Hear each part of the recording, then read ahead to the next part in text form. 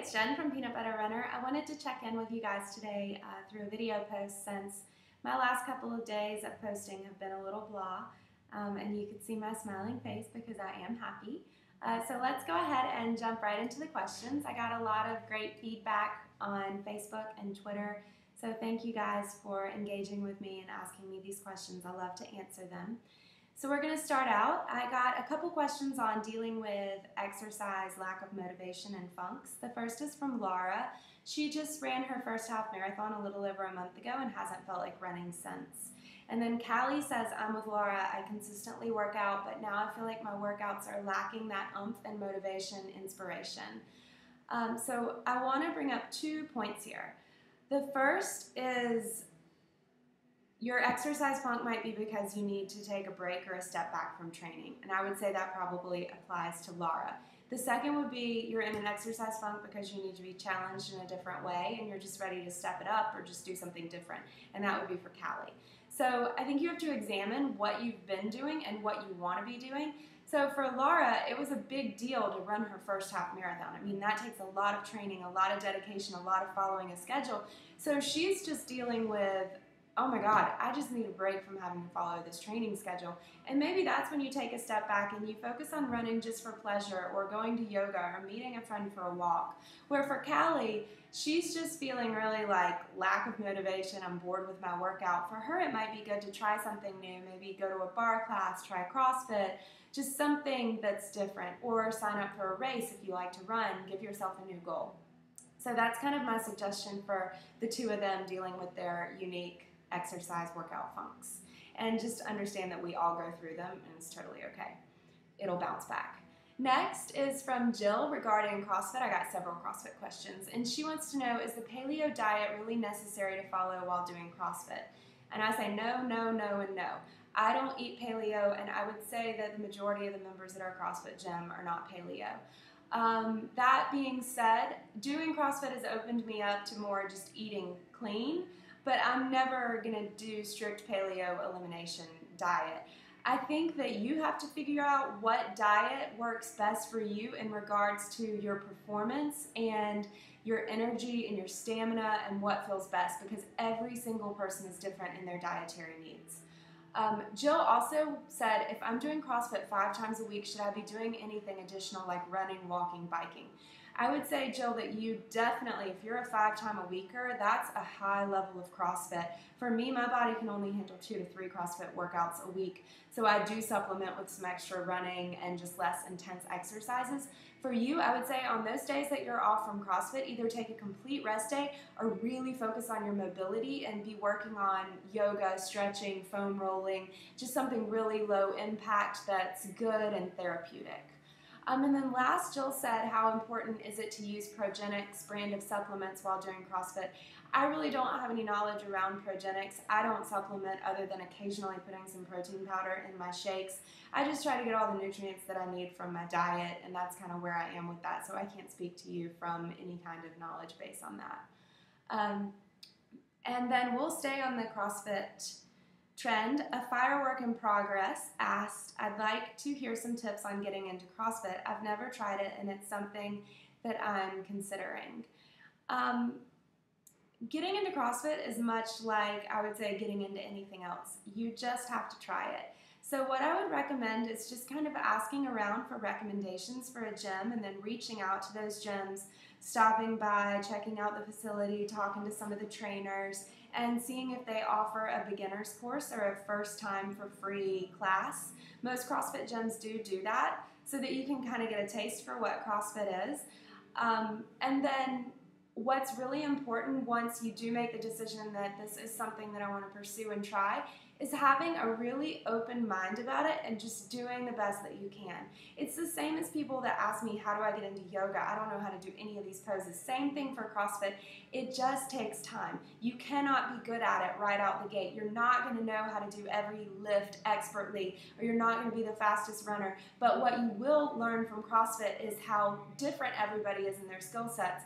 You know, body weight wads are really good for me, whereas really heavy barbell wads, I'm a little slower and I struggle. So that's what's really cool about CrossFit is you'll discover where your strengths are, where your big opportunities for growth are. And it's just a fun community, like kind of group to be in. Everybody cheers everybody on. It isn't intimidating, at least, you know, not at our box. And that's why it's important to visit different boxes, because they all have their own different feel. But just, again, my advice to you would be just to go into it with a really open mind and do the best that you can and just try it. And if it's not for you, it's not for you, but give it a chance. Okay, we will move on. The next question comes from Erin, and she says, how has your running and fitness changed from when you were primarily running to now when you seem to be doing more CrossFit and yoga? Okay, so as far as this goes, I have always supplemented my running with strength training. I used to be body pump fanatic and do it 2 or 3 times a week, always, since I was training for my very first marathon.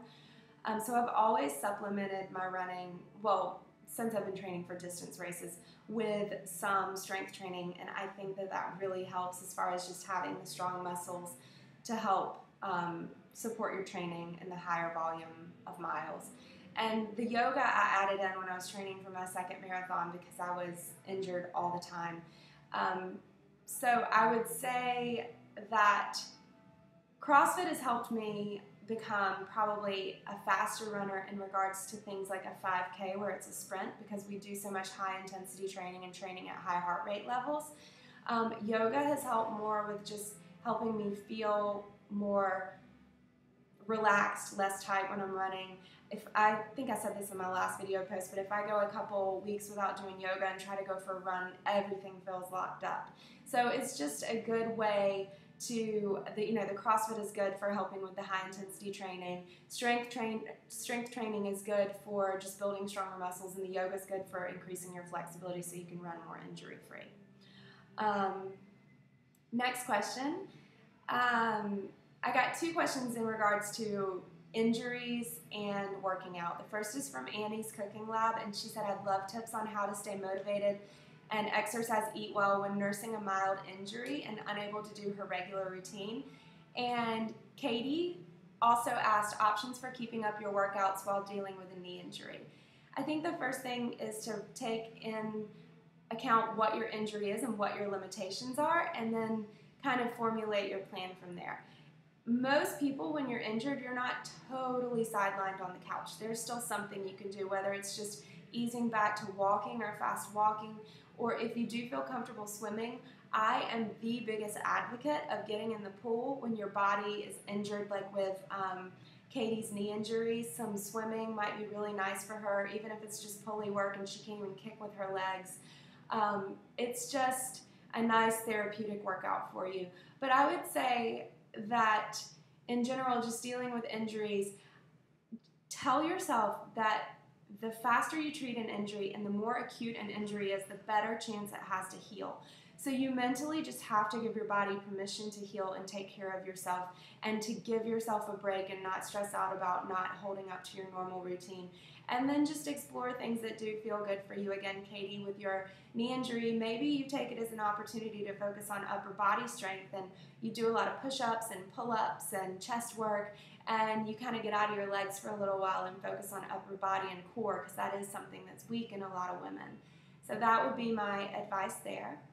And we'll get a couple more questions in here, and then I'm going to have to say goodbye because I have to go coach CrossFit. Amy says she needs help with dealing with exercise ADD. There are so many different workouts I like to do that it becomes hard to stick to a routine. I think that a certain degree of exercise ADD is good. I would probably go pretty crazy if I didn't have my mix between yoga, running, body pump, and CrossFit.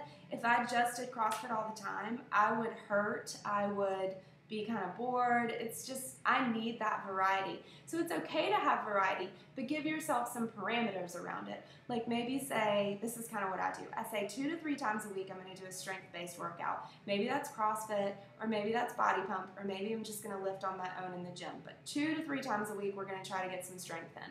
Then 2 to 3 times a week we're going to try to get some cardio in. Maybe that's going out for a run, taking a spin class, as long as it falls into the cardio bucket. And last would be my yoga practice, and I try to get that in really just as much as I can, as much as my schedule allows.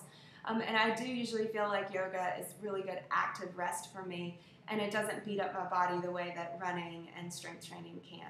So I would say to kind of wrangle your exercise ADD, you create those buckets and then kind of create a schedule for yourself there. But your exercise ADD is probably helping you from getting the exercise burnout and needing extra challenge. So it's a good problem to have. And let's go into the last question from Mary Heather. She says, do you have any resource recommendations for building an Ashtanga practice at home? Yay, yoga question. Okay, so Ashtanga is a perfect home practice because it's self-led. You don't need to be in a class with a teacher calling out the poses. It's actually supposed to be done totally on your own, guiding yourself through the practice.